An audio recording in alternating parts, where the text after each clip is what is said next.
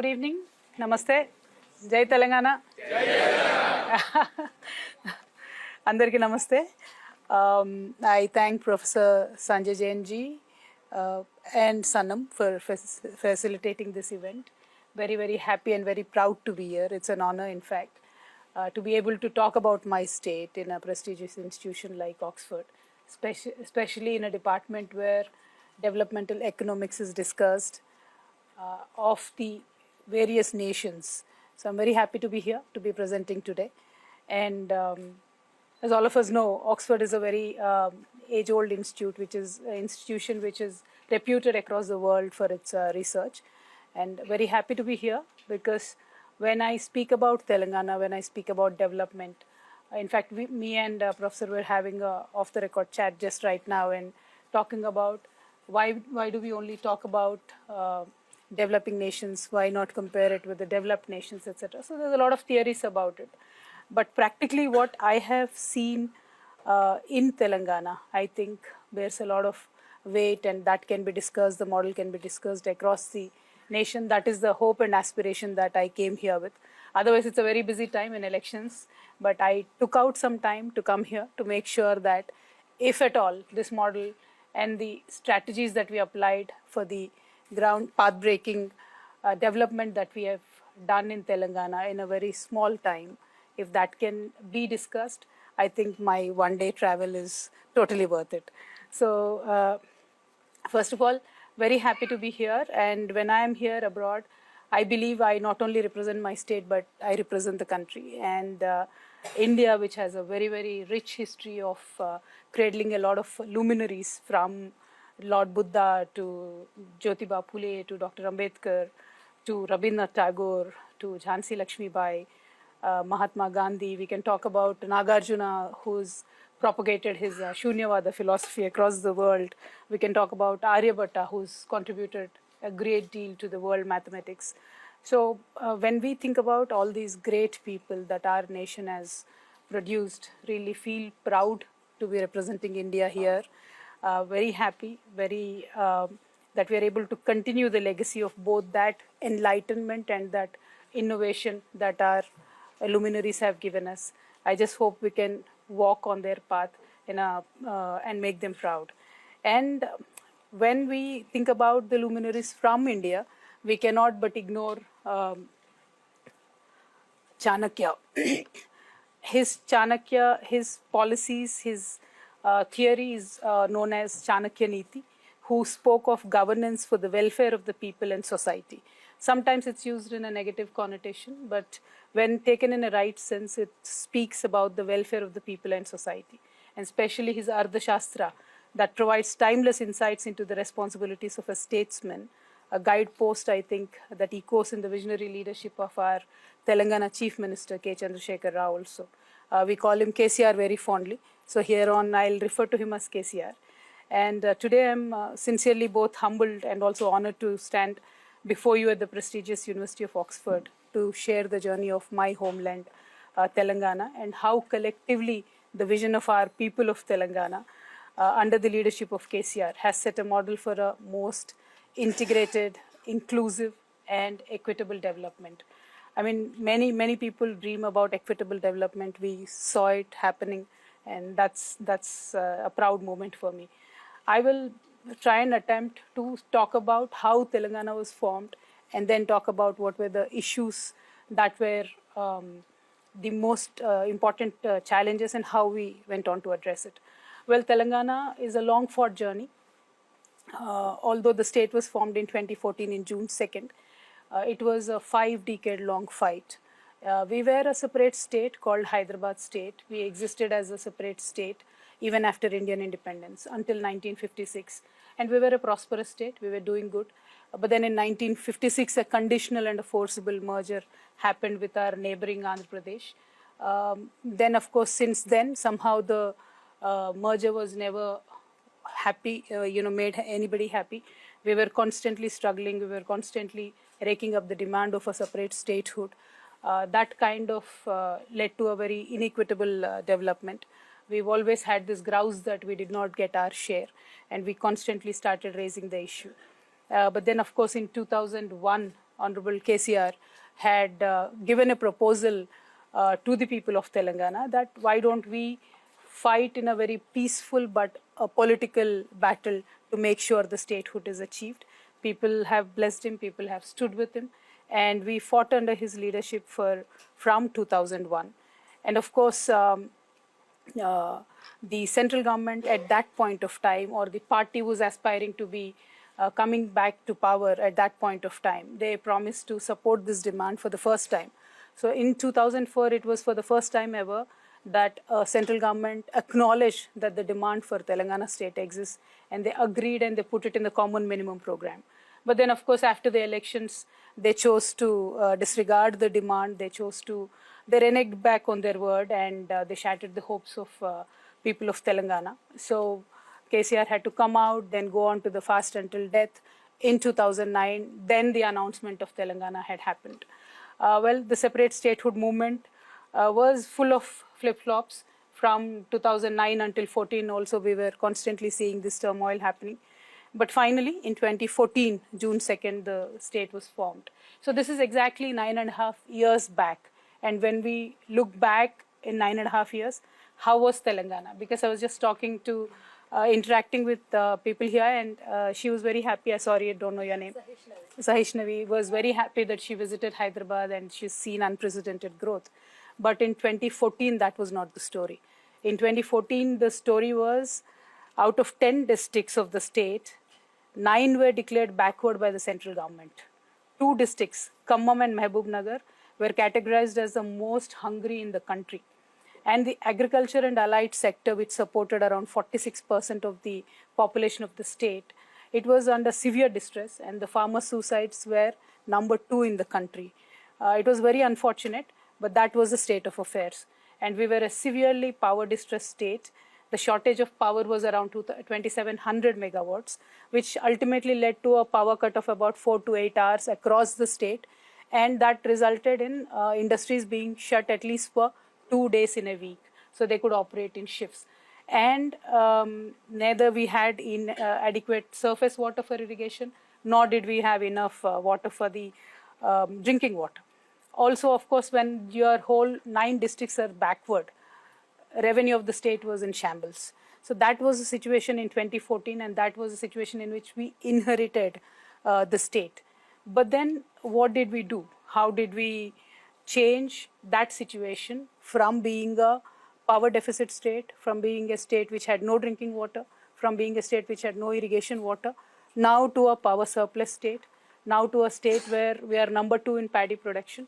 How did that transformation happen? And that is the story I'm here to share with all of you. And the leader, KCR, he was an agitator. He was constantly agitating for the state. He has a very sharp wit and a sharp tongue. So he never spared anybody during the agitation. So people did have this fear that what will happen once the Telangana state is formed? How will the rest of the Hyderabad, rest of the people will be taken care of? But what I have seen for any society to transform, the prerequisite is that the leader of that state should understand how to convert his negativities into positivities. And I've seen that change happening in my own leader. Overnight, from an agitator, he became an administrator. He made a statement saying, everybody is equal to me. He stopped using sharp words. He worked in silence. He worked with strategy, which he was always known for. And he worked with commitment and dedication. I think that is a prerequisite that undertook this paradigm shift.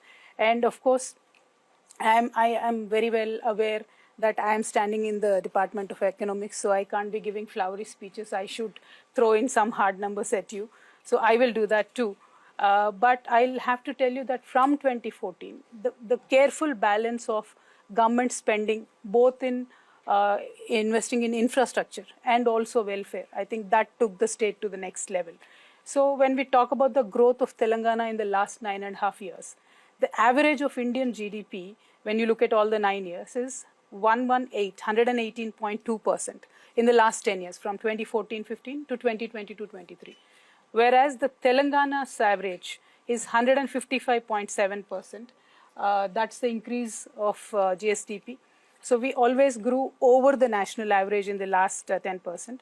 So our contribution of Telangana state to the central's GDP grew from 4.1% in 2014 to 4.9% now in 22-23. But then the population was constant. It's 2.9 since 2014 till date. So that being constant, this contribution to GDP is the actual wealth or the contribution of my state to the country. Well, other than that, of course, economists take seriously the per capita income of any nation or state. So in 2014-15, we were at 1,12,162. Now, this year, we are at 3,17,115. So we have literally doubled the per capita income of our people. And this is in less than 10 years. But then see, per capita income also at times can be deceiving because growth could be stagnated in few people's hands and not everybody probably gets a benefit of the growth. So there is a concept called as Gini coefficient. The lower it is, the better it is for the people. The lower it is, that means everybody gets enough share of the income. I'm very proud to tell you that my state, Telangana, ranks #1 amongst all states in terms of equitable income distribution. And our Gini coefficient is 0.10, which is literally on par with the Nordic nations or even better than most of them. So this is the thing that makes us all happy. The poorest of the poor is getting the benefit. Everybody is getting the benefit. And how did we achieve this? My personal love and India is an agrarian nation. We have to understand the fact.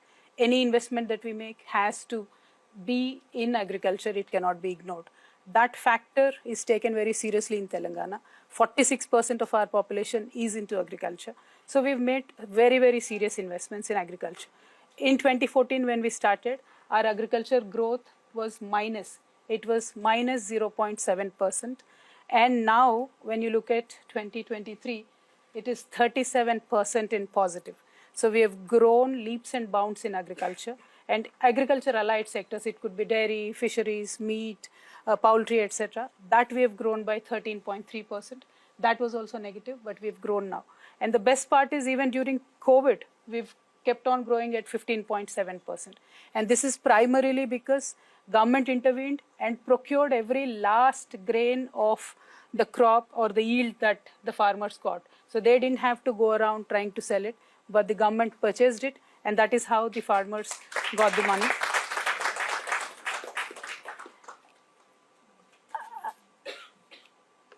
And when we talk about agriculture, as usual, most of the economists don't agree.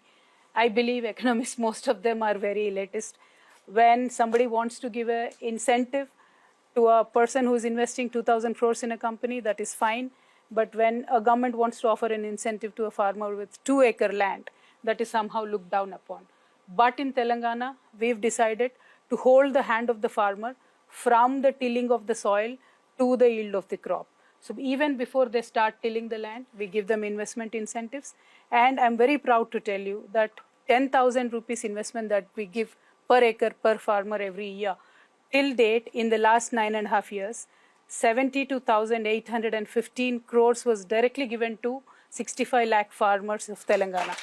So this was the first step to make sure the farmer does not walk into the debt trap.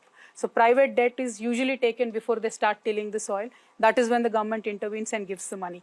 Then when you look at every process, the quality of the seeds, Telangana is the only state which actually puts a PD Act, preventive detention cases if somebody sells spurious seeds. It was a serious issue during before Telangana state formation, and we've controlled it. So quality seeds we give, timely availability of fertilizers to the farmers we give, and of course surface water for irrigation is given. And I'm very proud to tell you today that we are the only state, or probably we are the only government across the world which gives free water. There is no water cess on the irrigation water to the farmers. And we also give 24 hours free electricity. That again is there nowhere in any country. There is subsidized electricity for agriculture, but Telangana is the only government which gives free electricity, 24 hours free electricity to the farmers. So the farmer is now secure. He understands that he's going to get free electricity, free water, in time quality seeds, in time quality fertilizers. Before he tills the soil, he knows that he'll get the investment input from the government. He doesn't have to go for a private debt. So the farming is done in a much more secured manner. The most important thing, other than all of these factors, is a farmer who has a 1 acre land or a 2 acre land or a half acre land. Earlier also had the land in his name, but the records were never clear. In India, in many of the states, it is still the issue. So if a farmer has to go for raise a loan for anything, for a child's education or for some personal use, banks will not give him loan. Despite having a land, he will never get a loan. But the biggest revolutionary step Telangana government has taken up, we've introduced blockchain technology to map the land holdings of each and every farmer. And today, I'm very proud to tell you, 98 to 99% of all the farmland records are cleaned up and properly digitized by the government. And it is only with the fingerprint of the farmer that the records can be changed.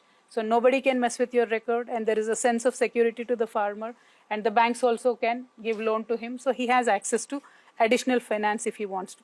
So this sense of security net that we provided the farmer, I believe, is what led for the exceptional growth in the agriculture sector in Telangana. And of course, other than that, there are around 45,000 ponds in Telangana, which the government systematically invested and repaired using a scheme called Mission Kakatiya. And then we've linked all these ponds with the major irrigation canals that we built. So the ponds are full of water 365 days in a year. So in the staunchest of the summer today, you can go to any Telangana village blindly. You'll see the pond is full of water. And that has led to increase in the water table, increase in fisheries farming, which is again supporting the rural livelihood. And of course, it is supporting the farming activity as well. So check dams, minor irrigation projects constructed, canals repaired. And the magic out of all of this is we managed to construct the world's largest lift irrigation scheme within 3.5 years of time. That is the largest and biggest achievement. The moment this lift irrigation scheme is built, we got 73 lakh acres of land connected to the irrigation system in the state. So 73 lakh acres earlier, before the Telangana state formation, for them to get one crop in a year was an aspiration, was a dream. But today I'm so proud and so happy for my farmers because they can get 3 crops, not 1, but 3 crops. And that is why with a systematic, I'll just throw one number at you for your interest. Overall, before the state formation, from 2004 to 14, those governments, whoever was there, irrespective of the parties, those governments, the investment that they made in agriculture was 7,994 crores. But Telangana government in the last 9.5 years, we invested 1,91,612 crores in agriculture. So a policy, however powerful it could be, however positive it could be, if it is not backed up by your purse, the purse of the government, it is not going to work. So that is what Telangana government did. We framed powerful policies, we framed good policies which will help the people, but then backed it up by the finance. So the outlay and the way to spend it, that management, that efficiency in the governance, that is what set us apart, and that is what today gave the results. As a result, now the area under cultivation increased from 1.31 lakh acres to 2 crores because it's consecutive seasons we're talking about. That's why the number will be double. And of course, the paddy production increased from 68 lakhs to 2 crores metric tons in, next slide please, in 2021. So we are today the highest, second highest, so this is 2 crores.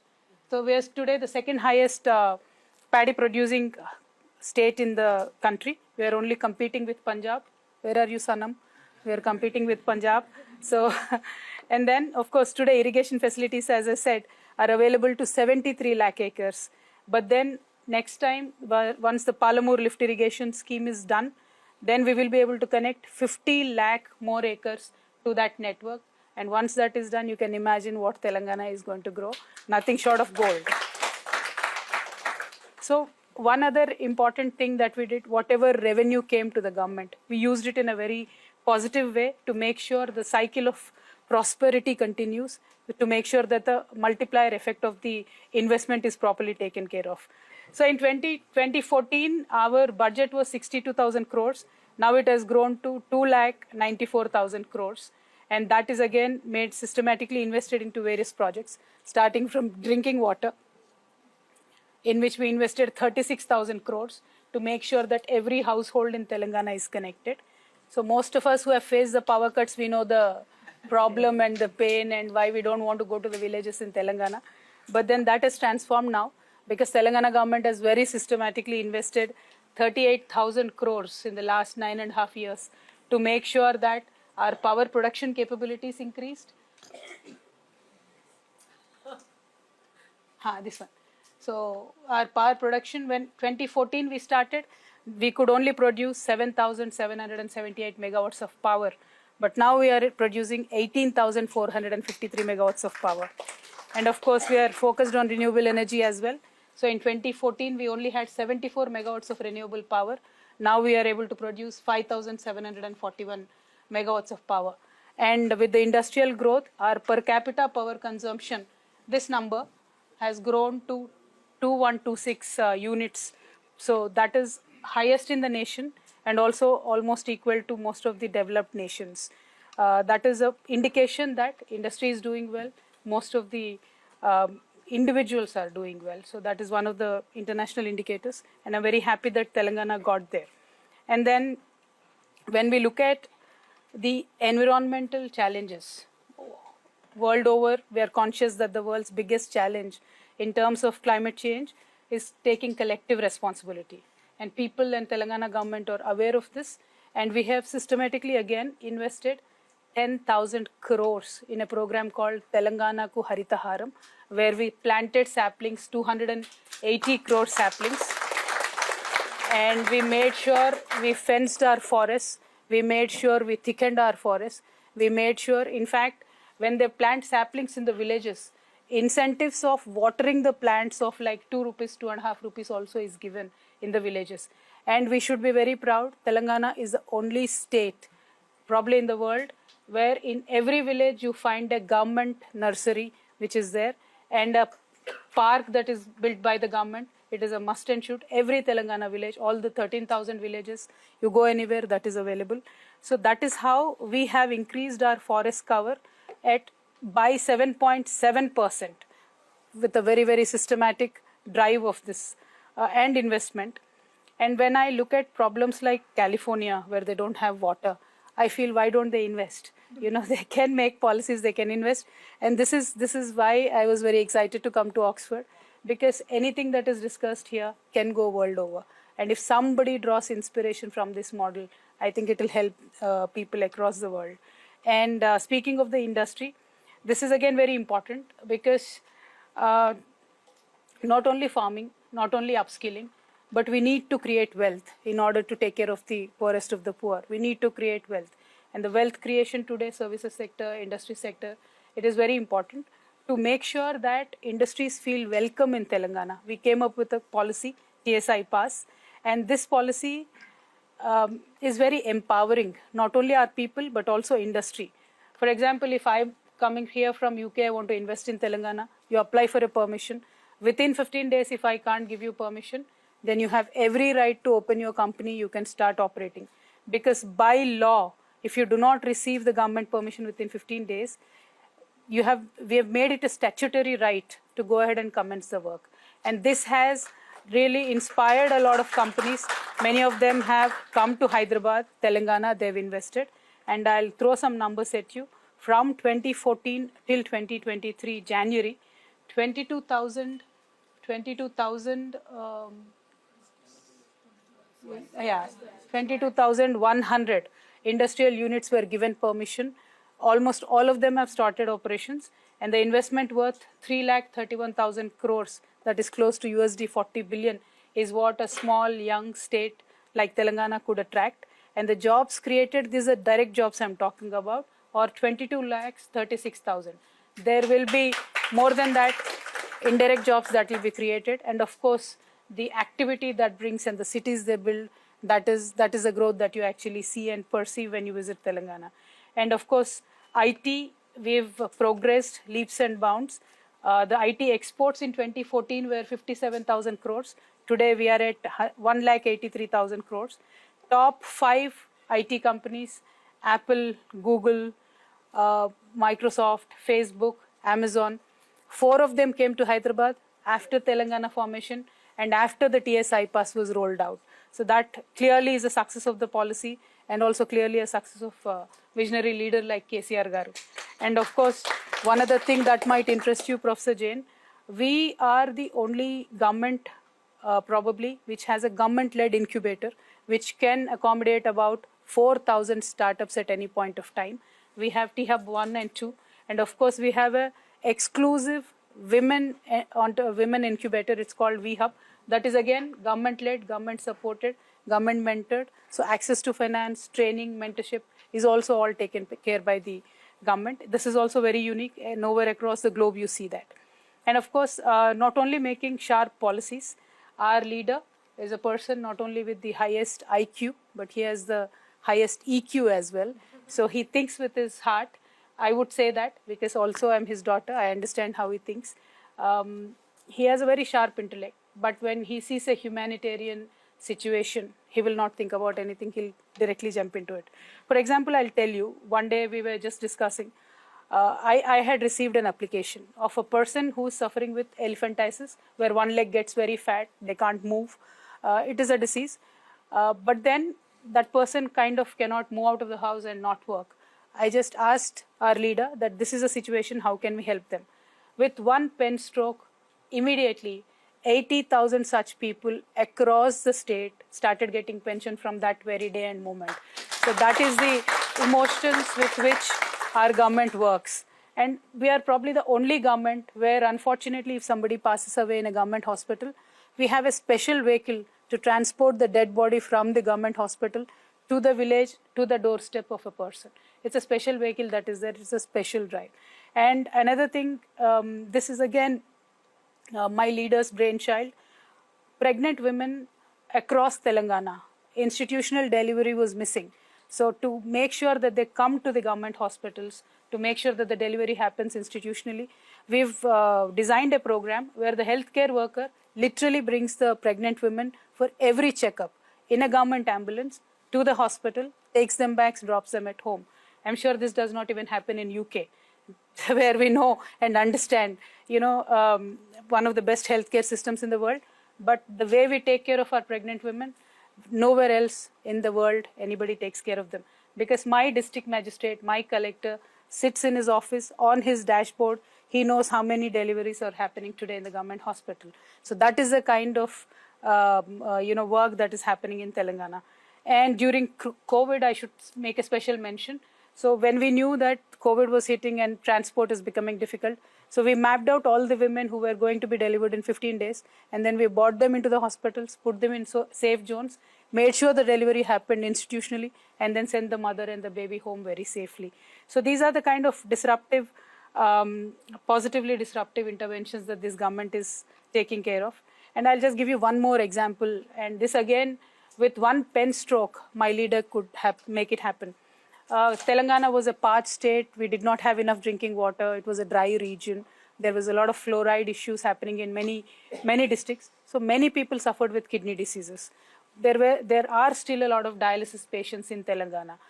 But in the combined Andhra Pradesh, until 2014, until Telangana was formed, across Telangana, we only had 3 government dialysis centers.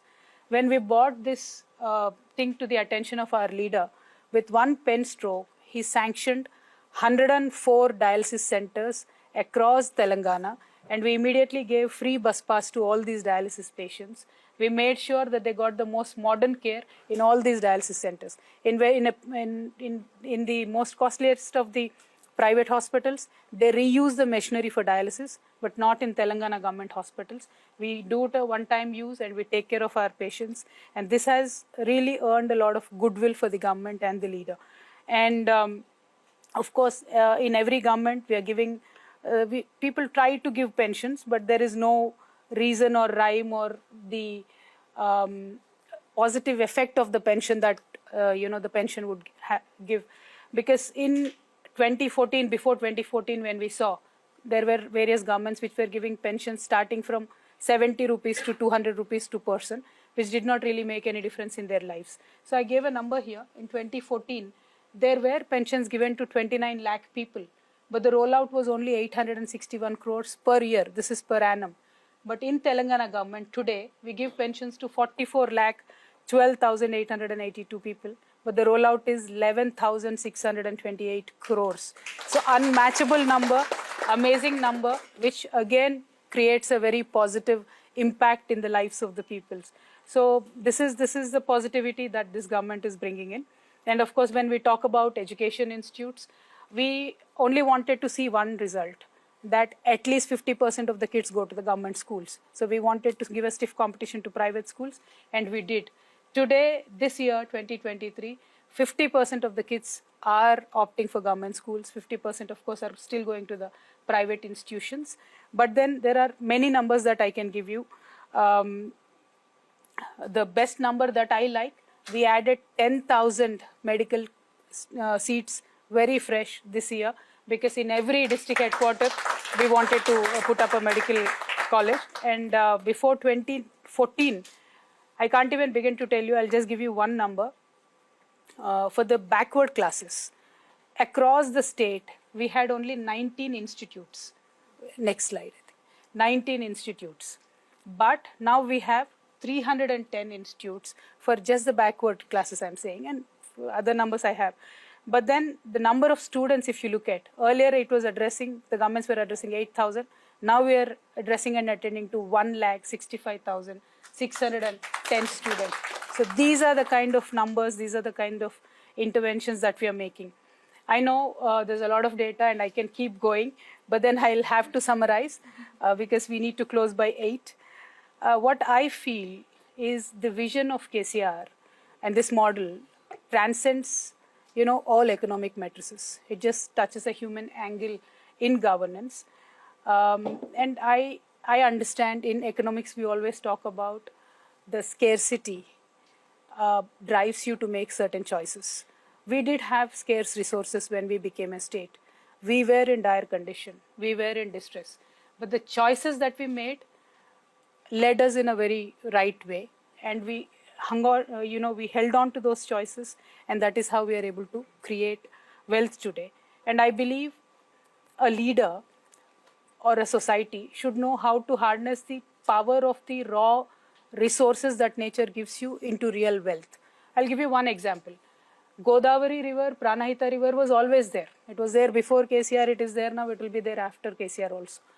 But the way KCR could build a world's largest lift irrigation project in 3.5 years and could irrigate 73 lakh acres just within a period of 3.5 years, no other leader thought about, no other government thought about. So that is the difference I'm talking about. How do we as a society harness the raw power of the nature that bestows us, and how do we convert it into real wealth? So today, whatever is grown in those 73 lakh acres, that is the wealth of our state. And that is how our GDP is growing. That is how we are growing as a nation. So, the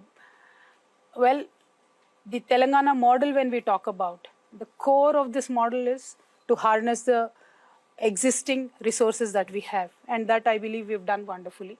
And we are fighters. We fought for Telangana. We are fighters. We are fighting for the development of Telangana. And there is a joke in general about governance. They say if there is a bad government and you give them Sahara Desert, what happens is they'll create a scarcity of sand also. So that is bad governance. But when you want to look at a good governance, you should come to Telangana. I invite you, Professor Ji, please come to Telangana with your entire department. No, seriously look into what we have done. Tell us where we can improve, or tell the world what is working for us. And you can never get a better example than Telangana, because we were under duress and distress. But then how we transformed, the positive interventions that we've made. I only gave you some 4 or 5 examples. That could be agriculture, that could be pensions, but there are many more. We almost have 252 programs that attend to various sections and sectors of the population. So I really do invite you please do come down. And one of my very, very favorite program is Dalit Bandhu program, because it addresses to the most oppressed section of the society. The idea is to uplift any Dalit family out of the poverty line. So there is a direct benefit transfer that is given. And this will be very interesting for you and economic students. Generally, when government give away a loan, even if it is 1 rupee, there are 100 conditions with it. This 1 rupee should be used in this particular way. This 1 rupee should be used, or you should show us how this 1 rupee is going to be paid back to us, etc. But this Dalit Bandhu program, where we give 10 lakh rupees to a Dalit family, we gave them so much freedom. We said, if you want to use this 10 lakh to pay your debt, pay it off. All right, from next day you start afresh. Or you want to divide it into 5 units, use 2 lakhs for this, use 3 lakhs for that, use 3 lakhs for this, you're free to do so. Or 4 people who get Dalit Bandhu, all of you can come together, take 40 lakhs, create a good industry with it, do something else. That freedom was given. So we grounded these projects, and the success rate that we are seeing, the wealth that the government could create for these families, and the permanent upliftment of these families above the poverty line. I believe this is something very groundbreaking. No government has ever done it. No government ever gave this kind of freedom to utilize the grant that is given to them. And this is only Telangana government that is given. And that I can proudly say is the Telangana model of governance. And ultimately, when we look at what all we have done, we gave our society a confidence to, pick and choose what they can do, what they cannot do, where they want to go. If a person from a humble background wants to go study in UK, we are giving them scholarships. If they want to still continue with the traditional livelihood, we give them help from the government. We help them upskilling. Today, I am very proud to tell you that kids who have gone to do their IIM, IIT, they're coming back and training with us, because our government gives a entrepreneurship program, mentorship and finance to them. So they're coming back after IIT, IIM to the Telangana government, training, and we've trained more than 2,500 people like that, and we've created entrepreneurs. So there are many, many schemes. I can go on and on. I have a huge list. But end of the day, under a decade of self-rule and under the able leadership of a world-class intellectual, Telangana is still, recuperating, realigning. We are still rediscovering, because the pain that we have gone through, the suffering that we have gone through, the decades of neglect that we have gone through, the generational loss of opportunity to create wealth, to become a different people and a society that we have lost, we're still recuperating. So we're stabilized in this 10 years, but this is our springboard now. From here, we will again, jump back. We will have to achieve much more. Now I can say we can dare to dream much bigger dreams than this. And under the able leadership of KCR Garu, I believe we will continue to do so. And once again, in the growth, in the development of any state is the development of the nation. India is also growing. India will become much bigger. And with leaders like KCR, with models like Telangana, where that can be applied universally to the nation, to the world, I'm sure we will grow as a country, and we will be awesome, amazing. Thank you. Jai Telangana, Jai Bharat.